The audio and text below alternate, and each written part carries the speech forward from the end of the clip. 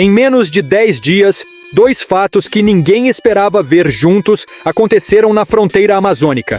Primeiro, as Forças Armadas do Peru atacaram e desmontaram uma estrutura atribuída ao CV em Loreto, na região da tríplice fronteira com Brasil e Colômbia. Depois, a Marinha Brasileira autorizou um navio de guerra peruano a entrar em território nacional e seguir até o coração do Amazonas. Duas notícias, um só cenário: a tríplice fronteira entre Brasil, Peru e Colômbia. E uma pergunta que será respondida com precisão neste vídeo. Você vai entender exatamente o que o Peru fez, onde fez, contra quem, o que foi apreendido, por que um navio de guerra peruano está vindo para Manaus, se essas duas coisas têm relação oficial entre si, e o que tudo isso muda para a segurança da Amazônia brasileira. A fronteira entre Brasil, Peru e Colômbia é uma das regiões mais difíceis de vigiar do planeta. Rio, floresta densa, comunidades isoladas, quase nenhuma estrada. Essa geografia, que protege a maior floresta tropical do mundo, também virou corredor para quem quer transportar drogas sem ser visto. Nos últimos anos, essa rota deixou de servir só a organizações peruanas e colombianas.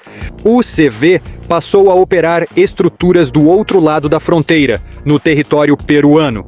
No vilarejo de Bela Vista de Calaru, no departamento peruano de Loreto, no lado peruano da tríplice fronteira com Brasil e Colômbia, as Forças Armadas do Peru executaram uma operação através do Comando Unificado Puma, ligado ao Comando Operacional da Amazônia. Segundo o Ministério da Defesa peruano, a ação desarticulou um reduto do narcotráfico atribuído ao CV. Um cidadão colombiano foi preso. Armas de longo alcance, munição e coletes balísticos foram apreendidos. As forças peruanas também destruíram insumos químicos e um laboratório clandestino usado para processar pasta base de cocaína. É importante dizer, essas informações vêm do próprio Ministério da Defesa do Peru e foram replicadas por agências de notícias e por diversos veículos peruanos e brasileiros de forma consistente. E aqui está o primeiro ponto que merece atenção. A operação não aconteceu sozinha. O Ministério da Defesa peruano informou que a ação foi realizada em coordenação com a Polícia Nacional do Peru e com a participação direta da Polícia Federal do Brasil. Ou seja, isso não foi uma ação unilateral peruana dentro de uma bolha nacional. Foi uma operação binacional, com autoridades brasileiras acompanhando o desmonte de uma estrutura ligada a uma facção brasileira, em solo peruano.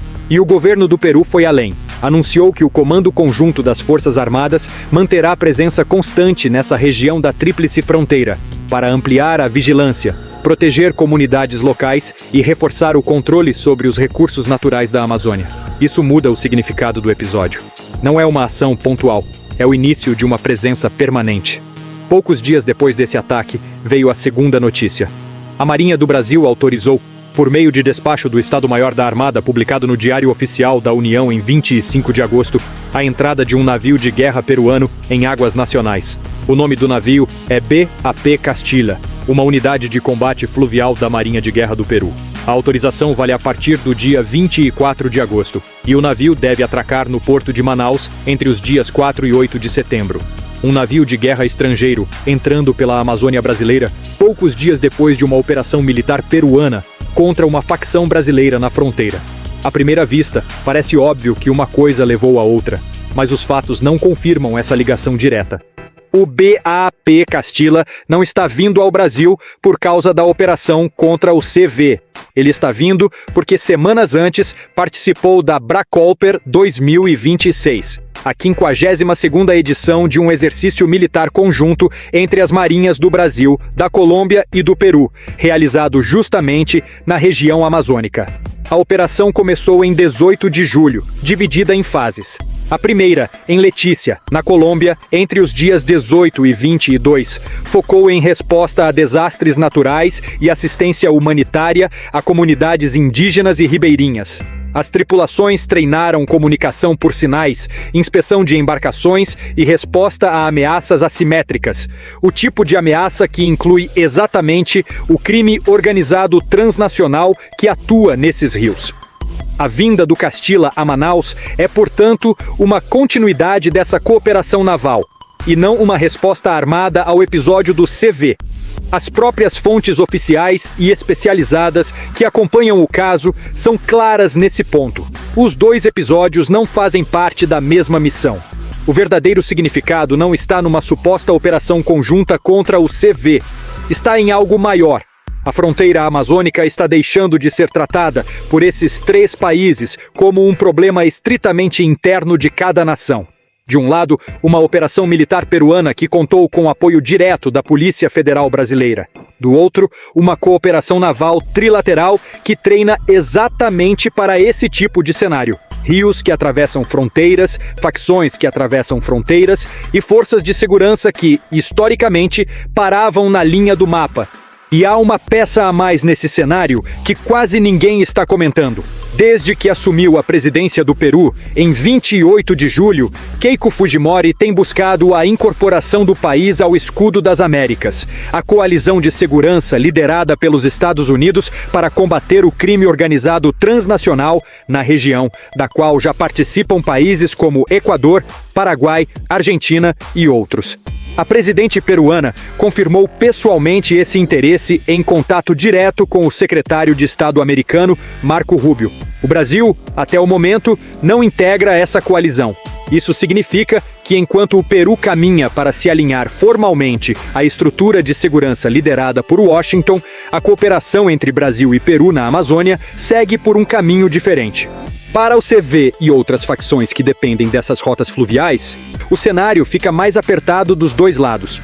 Maior presença militar peruana permanente na fronteira e maior interoperabilidade entre as marinhas da região. E talvez esse seja o ponto mais importante de toda essa história. O Peru está ampliando sua cooperação de segurança em duas direções ao mesmo tempo. De um lado, aproxima-se da arquitetura liderada por Washington, do outro, continua operando lado a lado com Brasil e Colômbia na Amazônia. E isso coloca a fronteira brasileira no encontro de duas estratégias diferentes de combate ao crime organizado. Então, o Peru atacou um alvo na fronteira do Brasil e mandou um navio de guerra em resposta? Não exatamente. O Peru atacou uma base do CV dentro do próprio território peruano, com apoio da Polícia Federal Brasileira. E o navio de guerra peruano está vindo ao Brasil, por causa de um exercício naval trilateral que começou semanas antes, sem relação operacional comprovada com essa ofensiva. A segurança da Amazônia deixou de ser tratada por esses países como um problema exclusivamente nacional.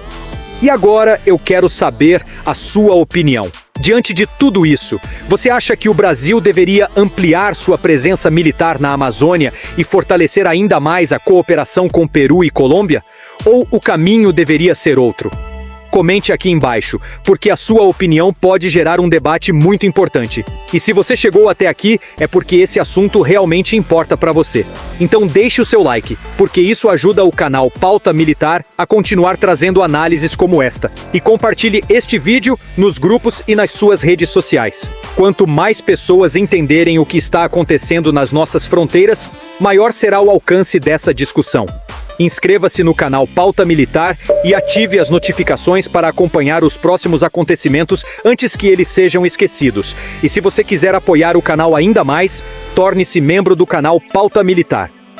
Além de fortalecer diretamente o nosso trabalho, você passa a fazer parte da comunidade que ajuda o canal a continuar produzindo conteúdo sobre defesa, geopolítica e segurança nacional. E não saia daqui ainda.